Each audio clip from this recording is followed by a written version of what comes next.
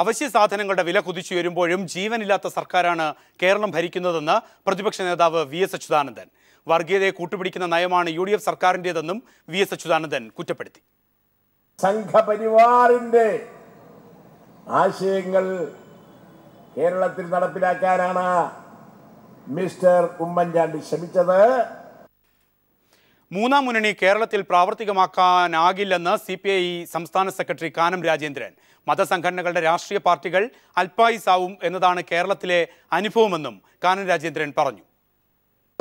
നമ്മൾ ഈ പറയുന്ന ഈ കേരളത്തിൻ്റെ രാഷ്ട്രീയ ചരിത്രം പരിശോധിക്കുമ്പോൾ രാഷ്ട്രീയ പാർട്ടികൾ സമുദായ സംഘടനകൾ ഉണ്ടാക്കുന്ന രാഷ്ട്രീയ പാർട്ടികൾ അൽപായുസുകളാണ് എന്ന് നമുക്ക് കാണാൻ കഴിയുമ്പോൾ ഡിസംബർ മാസം 5-ാം തീയതി ഉണ്ടാകാൻ പോകുന്ന ഒരു പാർട്ടിയെക്കുറിച്ച് പിറക്കുന്നതിന് മുമ്പ് ജാതകം എഴുതണ്ട എന്ന് മാത്രമേ ഞാൻ പറഞ്ഞു. തദ്ദേശ തെരഞ്ഞെടുപ്പ് വർഗീയതയ്ക്കെതിരായ വിധിയെഴുത്താകുമെന്ന് മുഖ്യമന്ത്രി ഉമ്മൻചാണ്ടി പ്രതികരിച്ചു. നേതാക്കൾക്ക് പോലും ഇതുപോലുള്ള നീക്കങ്ങളെ തള്ളിപ്പറയേണ്ട വിധത്തിൽ അവരുടെ പോലും നിയന്ത്രണത്തിന് അതീതമായില്ലേ? ആരാണ് ഇതിന് ഉത്തരവാദി? പുറത്തു നിന്ന് ഭൂതത്തെ ഇറക്കി വിട്ടിയ കഥ കേട്ടിട്ടുണ്ട്. മലപ്പുറത്തെ UDF സീറ്റ് തർക്കത്തിന് KPCC ആസ്ഥാനത്ത് ചേർന്ന ഉന്നതതല യോഗത്തിലും പരിഹാരമായില്ല. ചിലയിടത്തുള്ള അനൈക്യം മറ്റിടങ്ങളിലേക്ക് ബാധിക്കരുതെന്ന് നിർദ്ദേശിച്ചതായി VM സുധീരൻ അറിയിച്ചു. ചില സ്ഥലങ്ങളിൽ യോജിച്ച മത്സരത്തിലല്ല ഘടകകക്ഷികൾ. അത്തരം സ്ഥലങ്ങളെ സംബന്ധിച്ചിടത്തോളം നേരത്തെ നിശ്ചയിച്ച നടപടിക്രമങ്ങൾ അനുസരിച്ച് മുന്നോട്ട് പോകണം എന്ന നിർദ്ദേശമാണ് കൊടുത്തിട്ടുള്ളത്.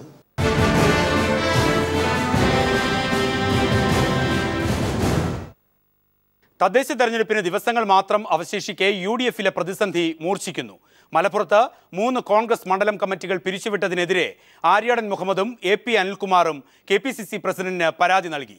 ലീഗുമായുള്ള പ്രശ്നങ്ങൾ പരിഹരിക്കാത്തതും UDFിനെ കൂടുതൽ പ്രതിസന്ധിയിലാക്കുന്നു. തെരഞ്ഞെടുപ്പ് പ്രവർത്തനങ്ങൾ തൃപ്തികരമായ രീതിയിൽ മുന്നോട്ടു പോകുന്നുവെന്ന് KPCC അധ്യക്ഷൻ ആവർത്തിച്ച് അവകാശപ്പെടുമ്പോഴാണ് UDFിലെ പ്രതിസന്ധി മൂർച്ഛിക്കുന്നത്. മലപ്പുറത്തെ റിബൽ പ്രശ്നമായിരുന്നു പ്രധാന തലവേദന. ഇതേ തുടർന്ന് മലപ്പുറത്തെ 3 കോൺഗ്രസ് മണ്ഡലം കമ്മിറ്റി KPCC പിരിച്ചുവിട്ടിരുന്നു. ഇതിൽ കടുത്ത അമർഷമാണ് കോൺഗ്രസിനുള്ളിലുള്ളത്. ഇന്ന് KPCC ആസ്ഥാനത്ത് നടന്ന ചർച്ചയിൽ മന്ത്രി ആര്യാടൻ മുഹമ്മദും AP അനിൽകുമാറും പ്രതിഷേധം അറിയിക്കുകയും ചെയ്തു. VM സുധീരൻ വിളിച്ചു ചേർത്ത യോഗത്തിൽ മുഖ്യമന്ത്രിയും ആഭ്യന്തരമന്ത്രിയും പങ്കെടുത്തിരുന്നു. ലീഗുമായുള്ള പ്രശ്നമാണ് കോൺഗ്രസിന്റെ മറ്റൊരു തലവേദന. മലപ്പുറത്ത് 25 പഞ്ചായത്തിലും കൊണ്ടോട്ടി നഗരസഭയിലുമാണ് ലീഗ് കോൺഗ്രസിനെതിരെ മത്സരിക്കുന്നത്. ഇവിടങ്ങളിലും പ്രശ്നം സമവായത്തിലെത്തിക്കാൻ ഇന്നത്തെ തിരക്കിട്ട യോഗത്തിന് സാധിച്ചില്ല. ഇതോടെ തദ്ദേശ തെരഞ്ഞെടുപ്പിന് ദിവസങ്ങൾ മാത്രം ശേഷിക്കെ UDFിൽ പ്രതിസന്ധി പൊട്ടിത്തെറിയുടെ വക്കിലാണ്. News bureau, Thiruvananthapuram.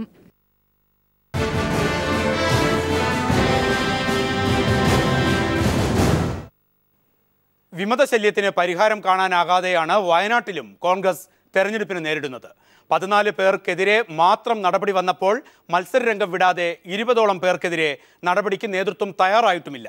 AC Balakrishnan MLAയുടെ പേഴ്സണൽ സ്റ്റാഫ് അംഗവും വിമതനായി മത്സരരംഗത്തുണ്ട്. മിക്ക പഞ്ചായത്തുകളിലും നഗരസഭ ബ്ലോക്ക് ഡിവിഷനുകളിലുമെല്ലാം വിമതരുണ്ടെങ്കിലും ചിലർക്കെതിരെ മാത്രമാണ് കോൺഗ്രസ് നേതൃത്വം നടപടിയെടുത്തത്. മത്സരരംഗത്ത് തുടരുന്ന 14 പേർക്കെതിരെയാണ് നടപടി. INTUC ജില്ലാ സെക്രട്ടറി PN ശിവനാണ് പുറത്താക്കപ്പെട്ടവരിൽ പ്രമുഖൻ. മുള്ളൻകൊല്ലി ജില്ലാ ഡിവിഷനിൽ മത്സരിക്കുന്ന മുൻ പഞ്ചായത്ത് പ്രസിഡന്റ് ജോസ് കണ്ടംതുരുത്തിക്കെതിരെ നടപടി വന്നിട്ടില്ല. ഔദ്യോഗിക സ്ഥാനങ്ങളില്ലെന്നാണ് വിശദീകരണം. ജോസ് കണ്ടംതുരുത്തി മുള്ളൻകൊല്ലി കോൺഗ്രസ് ബ്ലോക്ക് പ്രസിഡന്റാണ്. വിവിധയിടങ്ങളിൽ 20ഓളം പേർക്കെതിരെയാണ് നടപടിയെടുക്കാൻ കഴിയാതെ നേതൃത്വം വലയുന്നത്. അതേസമയം മറ്റ് ഘടകകക്ഷികൾക്ക് നൽകിയ സീറ്റുകളിൽ മത്സരിക്കുന്ന വിമതർക്കെതിരെയും നടപടിയില്ല. ഇത് ഈ പാർട്ടികളെയും പ്രകോപിപ്പിച്ചിട്ടുണ്ട്.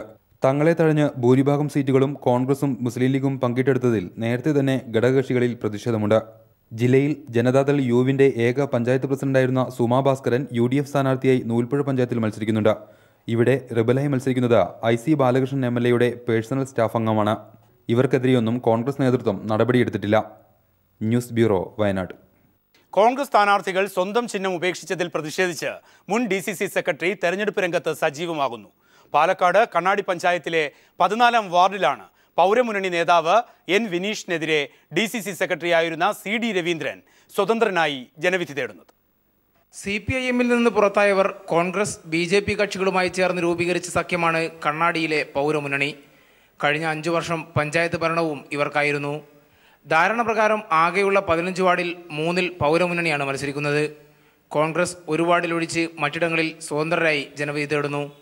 BJP സ്വന്തം ചിഹ്നത്തിൽ മത്സരിക്കുന്നത് 4 വാർഡുകളിൽ മാത്രം. കോൺഗ്രസ് സ്ഥാനാർത്ഥികൾ സ്വന്തം ചിഹ്നം ഉപേക്ഷിച്ച് സ്വതന്ത്രവേഷം കെട്ടിയതിലുള്ള പ്രതിഷേധമാണ് മത്സരരംഗത്ത് സജീവമാകാൻ കാരണമെന്ന് CD രവീന്ദ്രൻ പറഞ്ഞു. അപ്പം ഞാൻ കയറി നിന്ന് കൈച്ചിഹ്നം എനിക്ക് വരണം എന്നും പറഞ്ഞ് എഴുതി കൊടുത്തിരുന്നു. അത് തന്നുമില്ല. വിമത സ്ഥാനാർത്ഥി ഭീഷണിയല്ലെന്നും CPIയുമായാണ് മത്സരമെന്നും പൗരമുന്നണി സ്ഥാനാർത്ഥി N വിനേഷ് വ്യക്തമാക്കി. 14-ാം വാർഡിൽ ഞാനും അയാളും തമ്മിലല്ല മത്സരം, ഞാനും മാർക്സിസ്റ്റ് പാർട്ടിയും തമ്മിലാണ് മത്സരം. അത് മത്സര രംഗത്ത് വരാത്തതാണ് റിബലായി മത്സരിക്കുന്നയാൾ. അത് മത്സരത്തിൽ കൂട്ടാവുന്നതേ അല്ല. എന്നാൽ കഴിഞ്ഞ തവണ നഷ്ടമായ വാർഡും പഞ്ചായത്ത് ഭരണവും തിരിച്ചുപിടിക്കാമെന്ന ആത്മവിശ്വാസത്തിലാണ് LDF തെരഞ്ഞെടുപ്പ് രംഗത്ത് സജീവമാകുന്നത്. News bureau, Palakkad.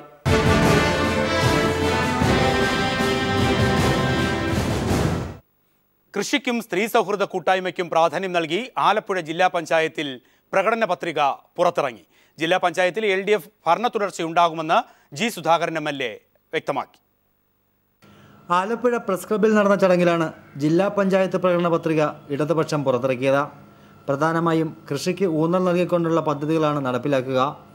ഫയലിൽ നിന്നും വയലിലേക്ക് എന്നതാണ് അടുത്ത 5 വർഷത്തെ മുദ്രാവാക്യം. പിന്നെ അന്യം നിന്ന കുറേ കൃഷികൾ തിരിച്ചു കൊണ്ടുവരാൻ, നാളികേര കൃഷിക്കാർക്ക് ന്യായവില കൊടുത്ത് നാളികേര സംഭരിച്ച് വിപണനം ചെയ്യുന്ന കേന്ദ്രങ്ങൾ ജില്ലയിൽ സ്ഥാപിക്കാൻ ജില്ലാ പഞ്ചായത്തിനെ കൊണ്ട് ഉദ്ദേശിക്കുക എന്നുള്ള കാര്യം പറയുന്നുണ്ട്.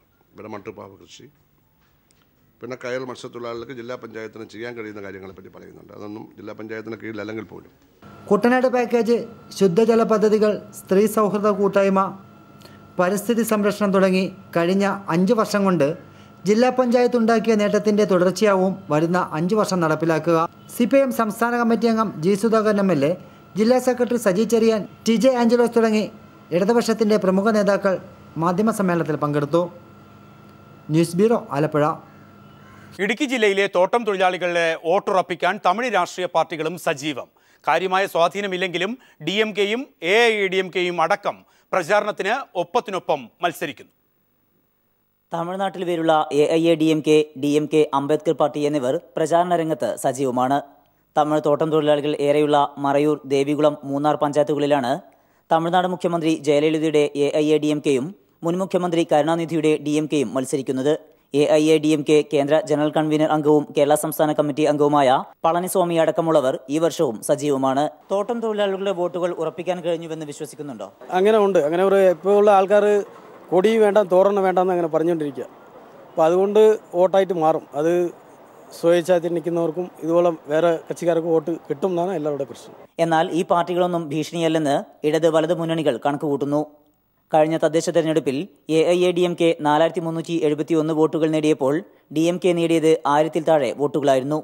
നിർണായക ശക്തിയല്ലെങ്കിലും പരമാവധി വോട്ടുകൾ പിടിച്ച് സ്വാധീനമുറപ്പിക്കാനുള്ള ശ്രമത്തിലാണ് തമിഴ് രാഷ്ട്രീയ പാർട്ടികൾ. എന്നാൽ പെമ്പിളി ഒരുമ ഇത്തവണ മത്സരരംഗത്തുള്ളത് തിരിച്ചടിയാകുമോ എന്ന ഭയവും അവർക്കുണ്ട്. ഇടുക്കിയിൽ നിന്ന് ദിലീപ് ഗോപിക്കൊപ്പം സമീർ വഴങ്ങോട്. കൊല്ലം കോർപ്പറേഷൻ തെരഞ്ഞെടുപ്പിൽ BJP SNDP ധാരണ പൊളിഞ്ഞു. രാജ്കുമാർ നൽകും ഇതിന്റെ വിശദാംശങ്ങൾ. കൊല്ലം കോർപ്പറേഷനിലെ 55 ഡിവിഷനുകളിൽ 3ഇടത്ത് BJP പിന്തുണയോടെ SNDP സ്ഥാനാർത്ഥിയെ നിർത്താമെന്നും മറ്റ് ഡിവിഷനുകളിൽ BJP സ്ഥാനാർത്ഥിയെ പിന്തുണയ്ക്കാനുമായിരുന്നു SNDPയുടെ ആദ്യ തീരുമാനം. ഇതുപ്രകാരം ഇരവിപുരം, പൊന്നലത്താഴം കോളേജ് ഡിവിഷനുകളിൽ SNDP സ്ഥാനാർത്ഥികളെ പ്രഖ്യാപിക്കുകയും ചെയ്തു.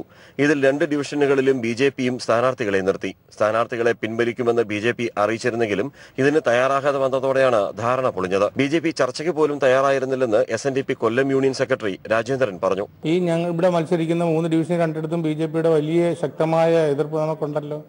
BJP നമ്മളായിട്ട് ഒരു അലയൻസും ഇല്ല. SNDPയിലെ കൊല്ലത്തെ 72 ശാഖകളിലുള്ളവർക്കും പ്രാദേശിക നീക്കുപോക്കുകൾ നടത്താൻ നിർദ്ദേശം നൽകിയതായും അദ്ദേഹം പറഞ്ഞു. SNDPയുടെ ആസ്ഥാനമായ കൊല്ലത്ത് തന്നെ BJP സഖ്യം പൊളിഞ്ഞ സാഹചര്യത്തിൽ എന്ത് നിലപാട് സ്വീകരിക്കണമെന്ന കാര്യത്തിൽ SNDP പ്രവർത്തകരും ആശയക്കുഴപ്പത്തിലാണ്. ന്യൂസ് ബ്യൂറോ, കൊല്ലം.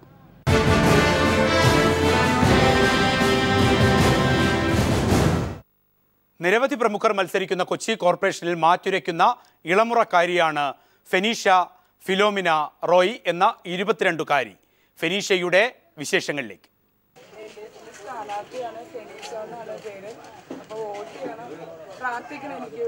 ക്ലാസ് മുറിയിൽ നിന്ന് പുറത്തേക്കോടി വോട്ട് തേടുന്ന വിദ്യാർത്ഥിയുടെ അതേ ആവേശവും പ്രസരിപ്പുമൊക്കെ തന്നെയാണ് ഫെനീഷയുടെ ഊർജം. തേവര സേക്രഡ് കോളേജിലെ MCA വിദ്യാർത്ഥിനിയായ ഫെനീഷ്യ സ്ഥാനാർത്ഥിത്വം ഔദ്യോഗികമായി പ്രഖ്യാപിച്ചതു മുതൽ പ്രചാരണ രംഗത്ത് സജീവമാണ്. നഗരഹൃദയമെന്ന് വിശേഷിപ്പിക്കാവുന്ന എറണാകുളം നോർത്ത് 67ാം ഡിവിഷനിൽ നിന്നുമാണ് കോർപ്പറേഷനിലെ ഇത്തവണത്തെ ബേബി കാൻഡിഡേറ്റ് ജനവിധി തേടുന്നത്. ഇലക്ഷൻ വരുന്നതേ ഉള്ളൂ, പക്ഷേ അവരെല്ലാവരും തന്നെ ഒരു ബേബിയായിട്ട് തന്നെ കാണുന്നത്. അപ്പോൾ എനിക്ക് അതിൽ വലിയൊരു സന്തോഷമുണ്ട്. തുടക്കക്കാരിയുടെ പതർച്ചയൊന്നും ഫെനീഷയ്ക്കില്ല. എവിടെയും ഇടിച്ചു കയറി വോട്ട് ചോദിക്കും. രാഷ്ട്രീയത്തിൽ മുൻപരിചയമൊന്നുമില്ലെങ്കിലും സാമൂഹ്യ സേവന രംഗം ഇഷ്ടപ്പെട്ടിരുന്നതിനാൽ ഇതൊരവസരമായാണ് ഫെനീഷ കാണുന്നത്. എന്നും രാവിലെ മുതൽ പ്രചാരണത്തിനിറങ്ങും. തൽക്കാലം ക്ലാസ്സിന് അവധി നൽകിയിരിക്കുകയാണെങ്കിലും നോട്ട്സ് സുഹൃത്തുക്കൾ സംഘടിപ്പിക്കുന്നുണ്ട്. പഠനത്തിൽ മിടുക്കിയായ സ്ഥാനാർത്ഥി മത്സരത്തിലും ജയിച്ചു കയറുമെന്ന ഉത്തമ വിശ്വാസത്തിലാണ്. News bureau, Kochi. സഹോദരങ്ങളുടെ നേർക്കുനേർ പോരാട്ടത്താൽ ശ്രദ്ധേയമാണ് തിരുവനന്തപുരം കോർപ്പറേഷനിലെ പേരൂർക്കട വാർഡ്. VG മുനേഷ് കുമാർ നൽകും ഈ വാർഡിന്റെ വിശേഷങ്ങൾ. തെരഞ്ഞെടുപ്പ് ഗോതയിൽ ജ്യേഷ്ഠനും അനുജനും ബലാബലം നോക്കുമ്പോൾ ആര് വിജയിക്കുമെന്ന ആകാംക്ഷയിലാണ് പേരൂർക്കട വാർഡിലെ വോട്ടർമാർ. വർഷങ്ങളായി കോൺഗ്രസിനോടൊപ്പം നിൽക്കുന്ന മുൻ കൗൺസിലർ കൂടിയായ മണ്ണാമുല്ല രാജനും 40 വർഷത്തോളം RSSന്റെ മുഖ്യകാര്യ പ്രവർത്തകനുമായ ചന്ദ്രമോഹനും തമ്മിലാണ് ഈ അപൂർവ മത്സരം. ഇവരെ കൂടാതെ UDF സ്ഥാനാർത്ഥിക്ക് ഭീഷണിയുമായി സ്വന്തം അനന്തരവനും കോൺഗ്രസ് മണ്ഡലം കമ്മിറ്റി പ്രസിഡന്റുമായ രാജേഷും രംഗത്തുണ്ട്. എതിരാളിയുടെ കുറ്റവും കുറവും നിരത്തി വോട്ട് തേടുന്ന ഈ മൂവരും വിജയപ്രതീക്ഷയിലുമാണ്. ഒരു മനുഷ്യൻ്റെ മൗലികമായ അവകാശം, അത് ഏത് പ്രസ്ഥാനത്തിൽ നിൽക്കണം, എവിടെ നിൽക്കണം എന്ന് ചിന്തിക്കുന്നത് ആ ഒരു വ്യക്തിയുടെ കടമയാണ്. കൗൺസിലറായ ഗുണം ചെയ്യും എന്ന് ജനങ്ങളിൽ വിശ്വാസമുണ്ട്. ഞാൻ 100% ജയിക്കുമെന്ന് ആത്മവിശ്വാസമുണ്ട്. മനസ്സ് വന്നെങ്കിലും കൂടെ നിൽക്കുന്ന പ്രവർത്തകരുടെ വികാരപ്രകാരമാണ് ഇപ്പോൾ മത്സരിക്കാൻ തീരുമാനിച്ചത്. ഇവർക്ക് ഭീഷണി ഉയർത്തുന്ന LDF സ്ഥാനാർത്ഥി അനിൽകുമാർ സ്ഥലത്തെ പ്രധാന പയൻസാണ്. വിജയപ്രതീക്ഷ 100% എനിക്ക് ഉറപ്പാണ്. എന്നെ അറിയാവുന്ന ആളുകളാണ്. രാഷ്ട്രീയത്തെ അതിൻ്റെ ഗൗരവത്തോടെയും വിശാലതയോടെയും നോക്കിക്കാണുന്ന സ്ഥാനാർത്ഥികളാണ് ഇക്കുറി പേരൂർക്കട വാർഡിലുള്ളത്. അതുകൊണ്ട് തന്നെ കുടുംബ ബന്ധങ്ങളെ രാഷ്ട്രീയത്തിലേക്കോ രാഷ്ട്രീയത്തെ കുടുംബ ബന്ധങ്ങളിലേക്കോ വലിച്ചഴയ്ക്കാൻ അവർ തയ്യാറല്ല. ക്യാമറാമാൻ ദേവദത്തിനൊപ്പം BG Munish Kumar, news bureau, Thiruvananthapuram. തദ്ദേശ തെരഞ്ഞെടുപ്പ് പ്രചാരണം 3ാം ഘട്ടത്തിലേക്ക് കടക്കുമ്പോൾ ആവേശത്തിലാണ് ഗ്രാമവും നഗരവുമൊക്കെ. ഓരോ ദിവസത്തെയും സമ്പൂർണ്ണ തെരഞ്ഞെടുപ്പ് വിശേഷങ്ങളുമായി ഗ്രാമസഭ നാളെ വീണ്ടും ഇതേ സമയം.